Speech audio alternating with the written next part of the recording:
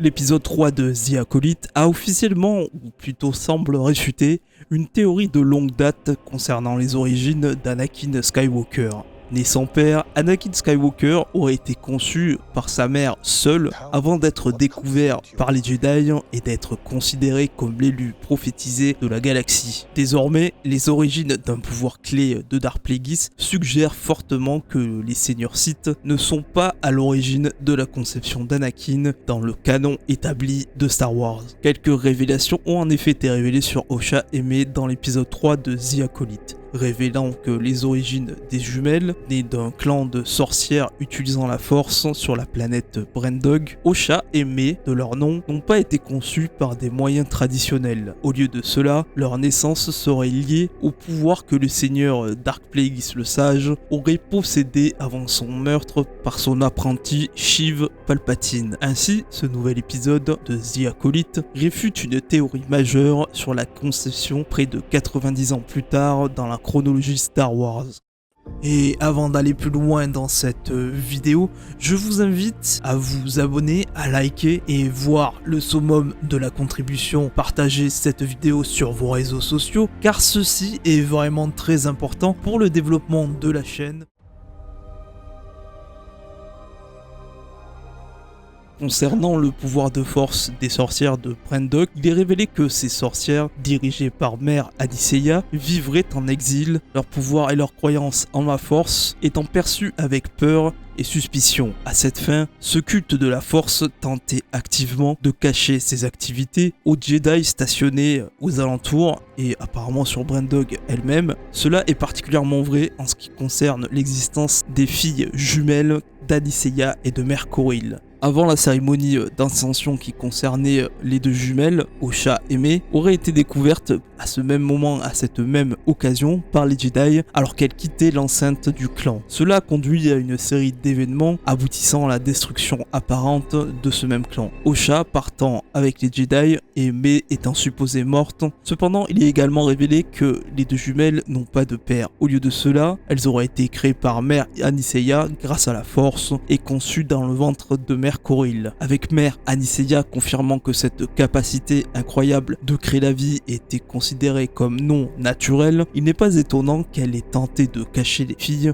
à l'ordre Jedi. De même, il semble que ce soit le même pouvoir que Dark Plagueis utilisait pour influencer les midi-chloriens eux-mêmes. Bien que ce soit une connexion très cool au canon plus large de Star Wars et un nouveau chapitre pour l'héritage des Sith, cela semble réfuter également la croyance concernant la conception similaire d'Anakin. Bien qu'Anakin Skywalker ait également été conçu sans père, le processus de création de vie utilisé par Adyseya semble être plutôt limité juste aux femmes.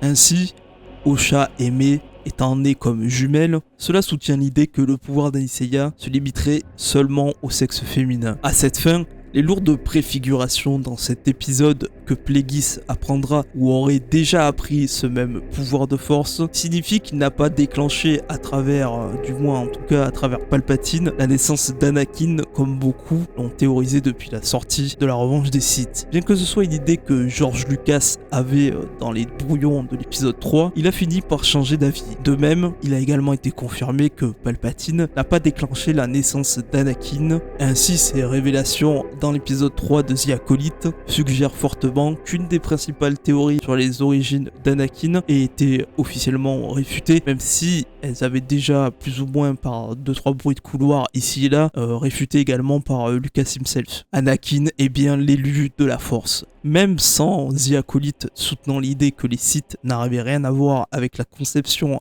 d'Anakin, ça a toujours été une théorie assez étrange qu'il ait pu manipuler la prophétie de l'élu à un tel degré. Il est beaucoup plus logique qu'Anakin ait été conçu soit par les midi-chloriens, soit par la force elle-même. Après tout, la capacité de force de créer la vie ne serait probablement pas aussi limitée. Dans tous les cas, il y a une différence évidente, comme j'en parlais dans ma vidéo précédente, entre la naissance d'Anakin, qui reste bien plus miraculeuse et liée à la force elle-même, plutôt que May et Osha qui auraient été nés par un procédé occulte. En conclusion, il est important de noter que Mae-Osha soit né en utilisant un pouvoir que Dark Plagueis a probablement lui-même utilisé, enseigné à son apprenti Palpatine. Cela ne signifie pas pour autant que son apprenti était derrière la conception d'Anakin. Dit que Mae-Osha soit en quelque sorte des prédécesseurs de l'élu. Cela dit, la série pourrait révéler d'autres choses. L'existence des jumelles comme une puissante dyade, semblable à ce qu'on a vu dans la postlogie, même si, bon, l'idée me plaît pas trop parce que ça a été assez mal apporté, c'est le cas de le dire, dans la postlogie, mais s'ils font quelque chose de cool avec ce concept, pourquoi pas. Maintenant, c'est vrai qu'on a souvent été déçus avec Disney, donc personnellement, je préfère ne rien en attendre. En tout cas, pour l'instant, de ce que je vois de la série, me plaît assez, même s'il y a quelques, au niveau de la façon dont c'est filmé, etc.,